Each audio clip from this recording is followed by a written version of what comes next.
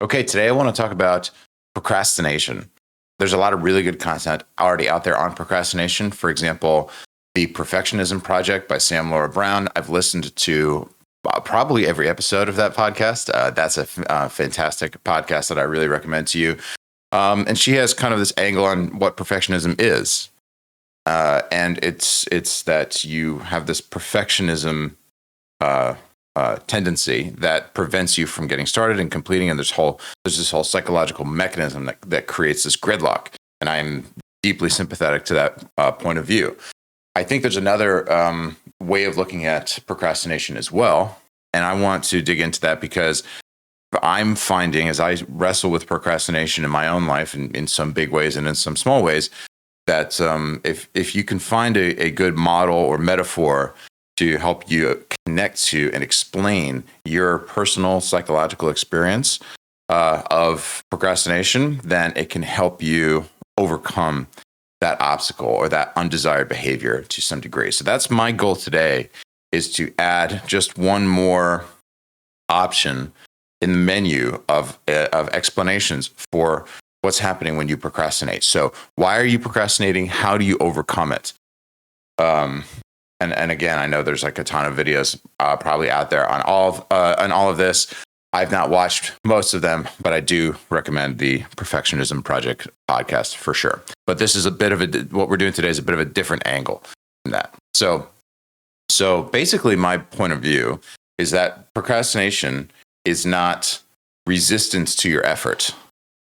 Procrastination is resistance to ambiguity, right? When you sit down and you want to do a task, you feel like there is this resistance to that task, and you call that resistance procrastination, or at least when you behaviorally indulge that feeling.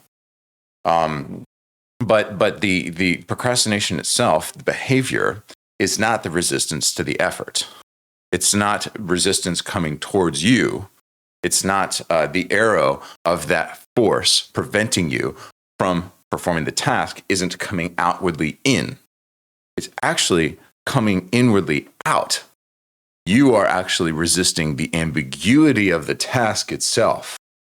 Okay? This is not so procrastination doesn't come from a force resisting you. It comes from you resisting the ambiguity of the task.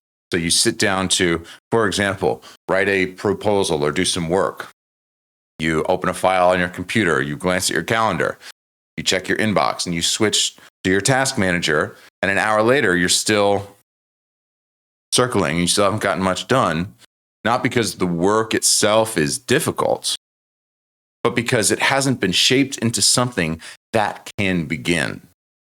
And so my fundamental thesis today really is that procrastination is a design problem, not a feeling. It is a behavioral design problem. So this is not a failure of motivation on your part. It's a failure of task architecture. So when tasks fail to trigger action, if you list, let's say you write down in your task manager, finish client proposal. I don't know what you do, right? Then your brain simulates the task and it stalls.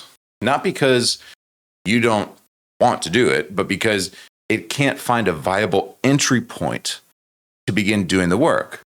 And the problem here isn't willpower. The problem is that finish describes an outcome, not an action. So your task is finish client proposal. But that's not an action. It's what happens when the action's done. You're actually describing, you might as well write down in your task list, be done with this task, right? So the way that you semantically shape or the way that you frame what your tasks are will determine how easy they are to begin and to complete. So the task itself, finish client proposal, has no time boundaries. It has no physical cue. It has no semantic resolution. It offers no reason to start. It offers no way to start. Only pressure to complete. And this is what task friction looks like. Not difficulty, but unstartability, if I can make up a word. So to correct it, the task has to be redesigned with 3 traits. So when you write a task in your task list, it should have these 3 traits. Number 1, a clearly defined behavior. For example, draft intro paragraph to client proposal. Right? Number 2, a visible exit condition until 300 words exist. And a short time horizon in the next 10 minutes. Okay? So a clearly defined behavior, a visible exit condition, and a short time horizon. So draft intro paragraph until 200 words exist in the next 10 minutes. Clearly defined behavior, visible exit condition, short time horizon. And until those constraints exist, the mind will treat the task as a vague burden, and it will postpone even while trying to resolve. And that will create this loop that we understand as the hell of the procrastination cycle.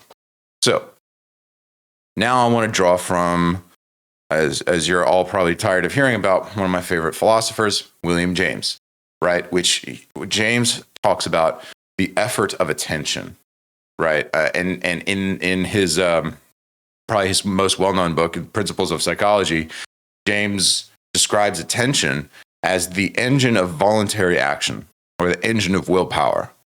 And what we attend to in our minds isn't just what we see, it's what we activate. So the effort to hold attention on a defined object, James argues, is the foundation of will itself. Will is about attention. Nathaniel Branden also talks about this as focus as the foundation for self-esteem. A lot of psychologists will talk about this.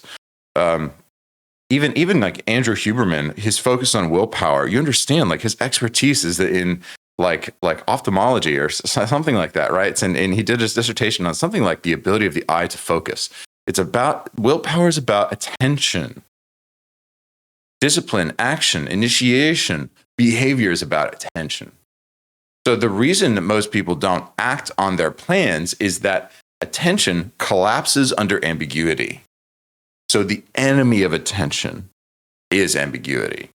And so if a task is cognitively illegible, meaning your mind actually can't translate what is said in the task manager into a series of actions, if it can't visualize it and construe it across time in terms of what to actually be done, then the mind will defer it, not because it lacks the desire or the willingness or the ability to do it, but because the task itself lacks form. Remember, our thesis here is that procrastination is not an outward force that comes in and resists us.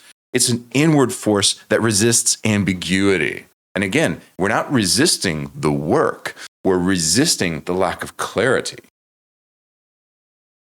So again, and remember those 3 qualities that we put onto a task: the clearly defined behavior, the visible exit condition, a short time horizon. So instead of saying finished client proposal, we say draft intro paragraph until 200 words exist in the next 10 minutes, right?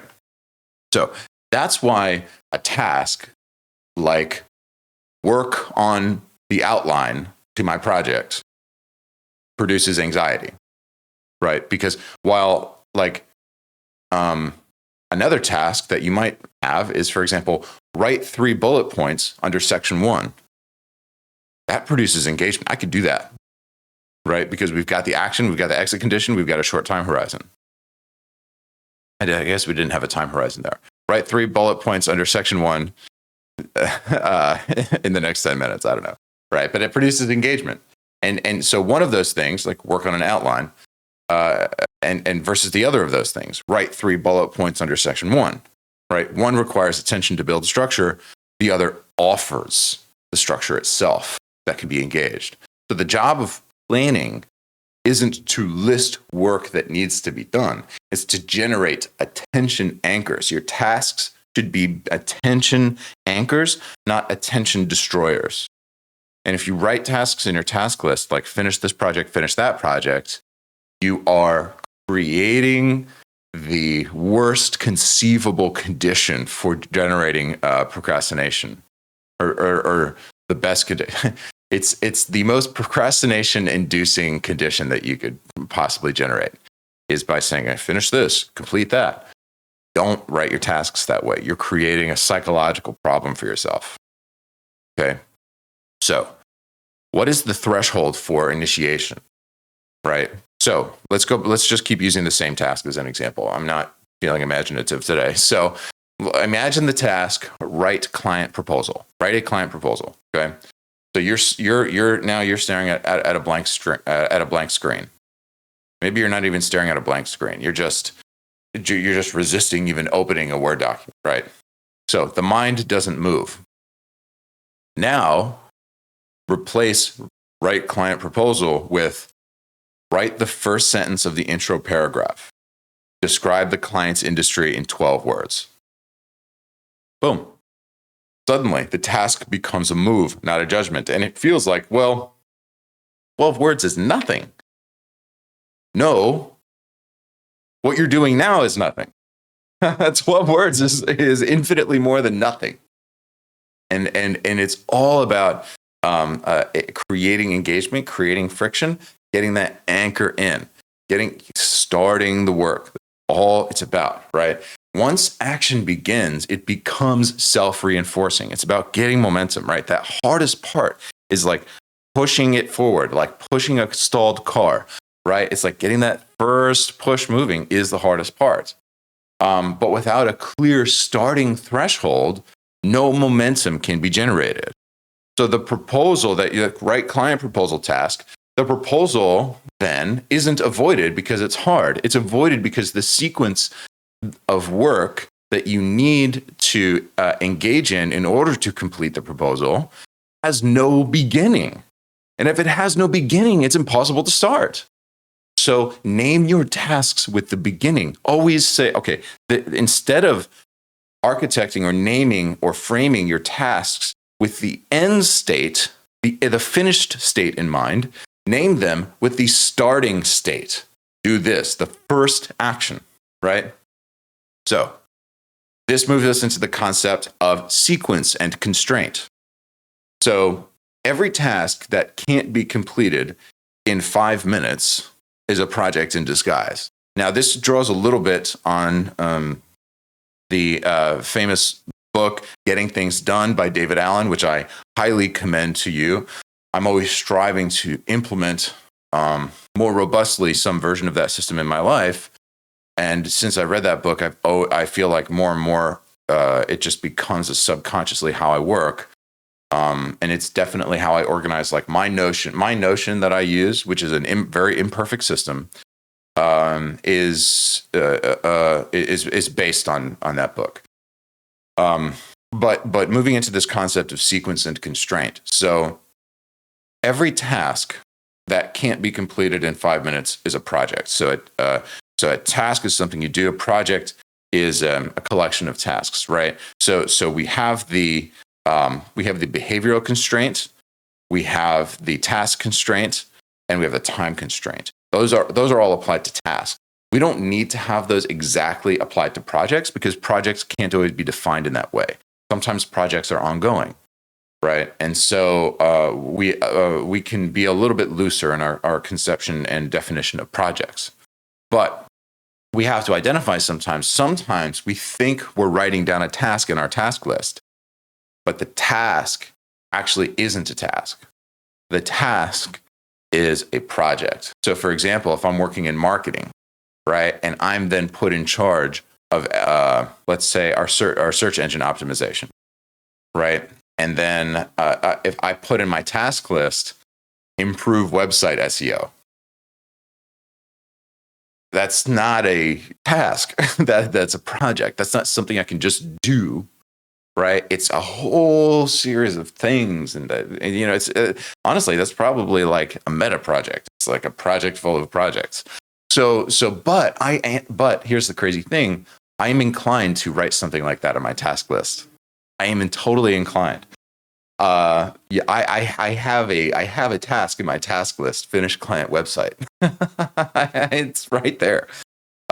So I'm anybody who watches my videos knows these are for me. These are fully for me, and if you benefit from them, great. But These videos are for me. So once a project, so if you have a task and it's over 5 minutes, you have to decompose that task until it is a series or a sequence of tasks.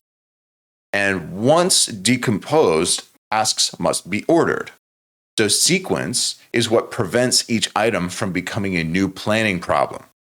So write bullets, expand bullets, draft paragraph, send draft for review, right? You see how there's like write the bullets, explain the bullets, draft the paragraph for each explanation of the bullets, send the draft for review. That has lower cognitive load than write the outline, repeated 4 times in 4 different moods, right?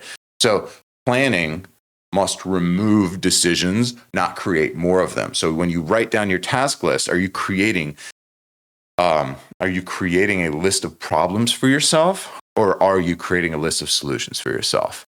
The difference between those two things comes down into whether you decompose tasks to a series and sequence of actionable behaviors that you can perform that are time bound and task bound and have clear completion criteria, right? Are you decomposing projects and big tasks to small behaviors with clear completion criteria and clear time horizons? If you're not doing that, you're writing a list of problems, not a list of solutions. If you are doing that, you're creating your map of solutions to problems in your life. It's the difference between your task management system being an asset or a liability. So now I want to move into kind of this is not controversial, but in my inner world of all of my voices fighting this stuff out, this is a controversial topic. But this concept of time blocking. So why does time blocking matter? Okay, it sounds really simple. And this is the real paradox of like task advice or productivity advice, is that it's also simple, right? Somebody tells you, oh, like if it were all as simple as doing stuff, then we would all only need one piece of advice, and it would be write down a list of things you need to do and do them. But the problem is that assumes that the productivity problem is a memory problem. The main problem is that we can't remember all the stuff we have to do. So you got to write it down and then you can do it. But that's not the primary source of productivity problem. The primary source of productivity problems is that these complex psychological obstacles and resistances arise to the work that we might write down. That's the problem, right? And so to solve productivity problems or solve problems in the productivity problem space, we have to engage those things, explain those things, and resolve those things. So time blocking, that's one of those things that sounds great, but doesn't work, because obviously what's the problem? You create a time block in your calendar. Awesome. Block some time for it. The time block comes. You're like, I'm going to do something else, right? So that's the problem. The problem isn't that the time block wasn't in your calendar. The time block is that you have got resistance to what you've blocked.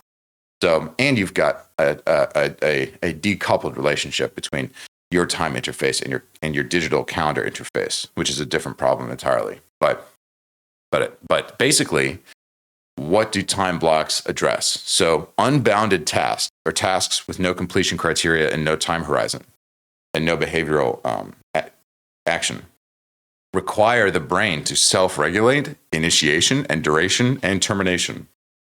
That's too many degrees of freedom. So a Pomodoro timer doesn't work because it's trendy. A Pomodoro timer works because it removes the option to negotiate with time. So a task scheduled from 2 o'clock to 2:25 removes the question of when and how long and how far. It installs a non-negotiable frame, and time constraint is not discipline, it's architecture. I highly recommend the Pomodoro technique. Google it. It's real simple. It's like 25 minutes on, 5 minutes off, 4 times, and then you take like a 30-minute break and then repeat. So let's move to execution failure. Even well-architected tasks don't always get done. Why? because people plan for behavior, but not for activating that behavior. So people assume that a clear task will pull them into the action. But there's a second problem, the emotional weight of the task. So some tasks feel heavier than their size. Some tasks carry shame and doubt and a memory of failure, or a memory of last time I did a project like this, it sucked, right? So even if you're clear that it still feels bad, so the mind avoids it, not rationally, but associatively. And this is why willpower still actually does matter with tasks. So you don't want to use willpower necessarily or always primarily as a brute force mechanism, but you want to use it as the brief decision to step into discomfort before it resolves. So William James calls this the effort of attention. It's choosing to focus your mind. It's really like flexing a muscle. And the second you engage the task, then its emotional weight begins to dissolve. But it won't dissolve in advance. You have to push your way through that resistance. As I forget the name of the author, but in his book, The War of Art, says, right? So sum all this up. Basically, you want to build the work until it can begin. So procrastination is not a flaw in your character. It's a misalignment between the form of a task and the way your brain initiates behavior. Every task must contain a beginning, a threshold, a boundary, and a path. It must limit your options, not require constant recalculation. So when that form exists, attention anchors. And when attention anchors, action follows. That is the solution to this procrastination problem. And until then, you're not avoiding the task.